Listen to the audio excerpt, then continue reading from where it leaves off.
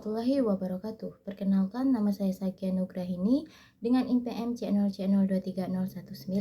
Di video kali ini saya akan membahas inventory. Inventory itu sendiri yaitu persediaan, di mana yang mengatur persediaan ini adalah PSAK nomor 14.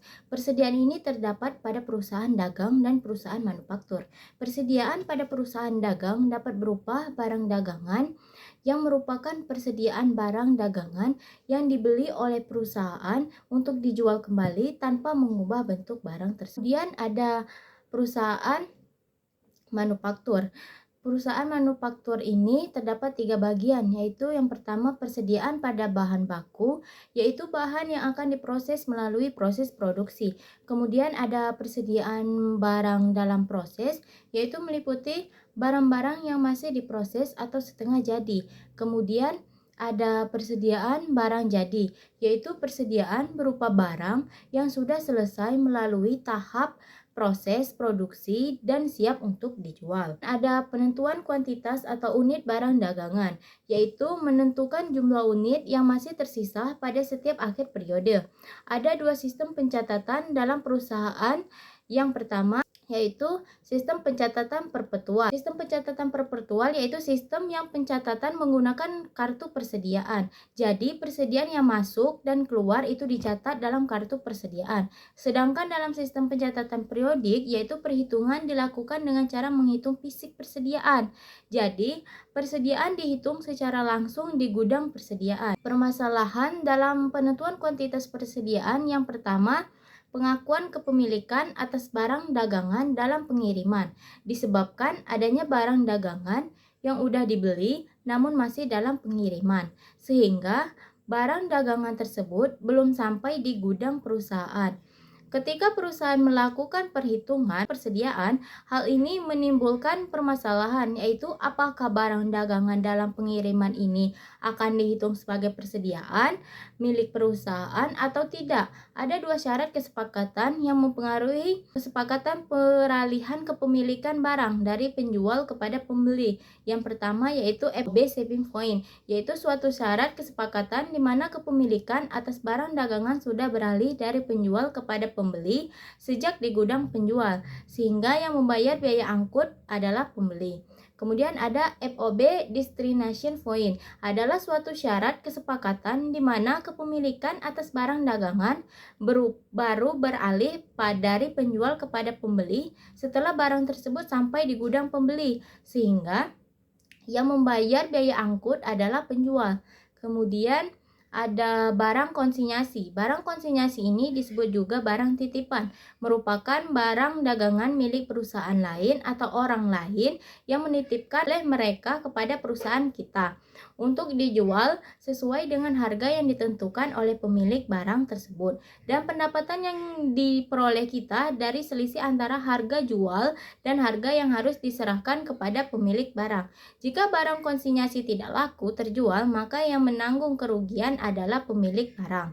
Metode penilaian persediaan. Penilaian persediaan adalah menentukan nilai persediaan barang dagangan. Barang dagangan akhir yang akan disajikan sebagai nilai persediaan barang dagangan pada laporan posisi keuangan perusahaan.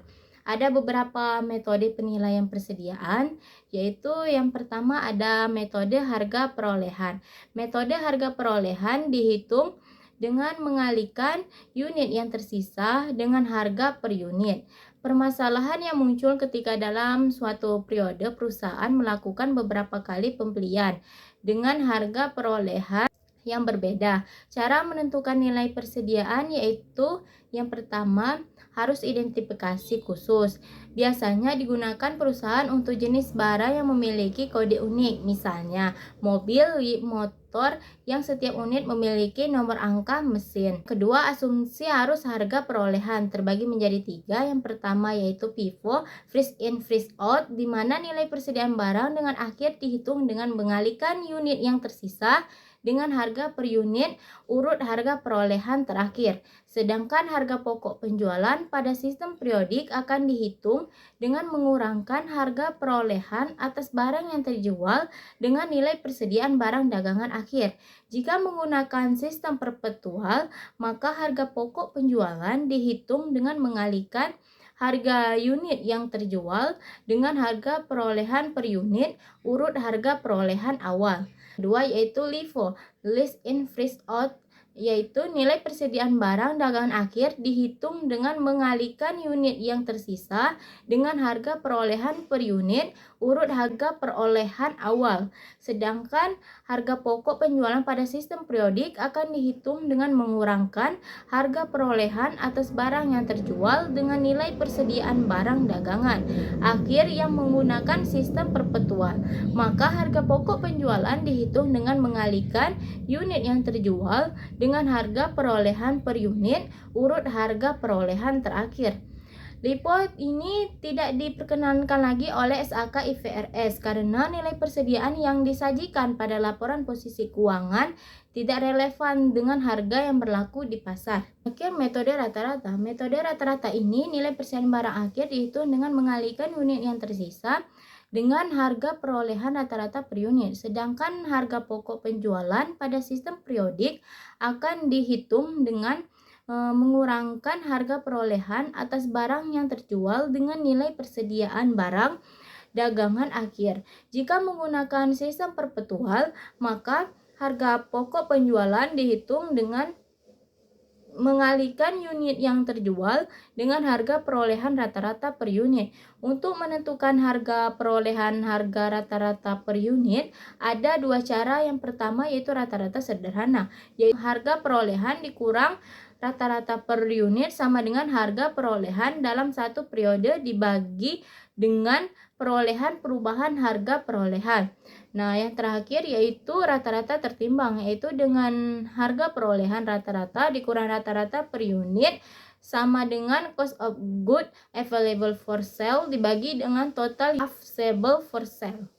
Baiklah, selanjutnya di sini saya akan membahas contoh soal tentang persediaan dalam sistem perpetua. Berikut ini data terkait persediaan barang dagangan dari Najera untuk bulan yang berakhir 30 November 2019. Najera menggunakan sistem pencatatan perpetua. Berikut data terkait dengan persediaan barang dagangan Najera selama bulan November 2019. Nah, di sini ada data-data persediaan selama bulan November. Nah, berdasarkan asumsi arus harga perolehan FIFO, LIFO, dan moving average, maka catat transaksi tersebut pada kartu persediaan. Tentukan nilai persediaan barang dagangan akhir dan tentukan gold sold dan gross profit. Nah, pada kartu persediaan yang pertama ini adalah FIFO. Jadi kita buat kartu persediaan sesuai dengan data-data yang ada di atas ini, yaitu ini data-data ini kita buat di kartu persediaan FIFO. Nah, kita lihat pada tanggal 1 November persediaan persediaan awalnya adalah 40 unit dengan harga $5, jadi totalnya yaitu $200. Kemudian ada pembelian 120 unit dengan harga $6, jadi totalnya $720. Kita tambahkan ke persediaan kita 120 unit harga $6, jadi totalnya $920. Begitupun seterusnya. Jadi di sini kita lihat pada tanggal 8 November ada penjualan sebanyak 100 unit. Jadi kita menggunakan FIFO. Jadi pertama masuk itu yang pertama keluar. Yang pertama masuk itu yaitu 40 unit dengan harga $5.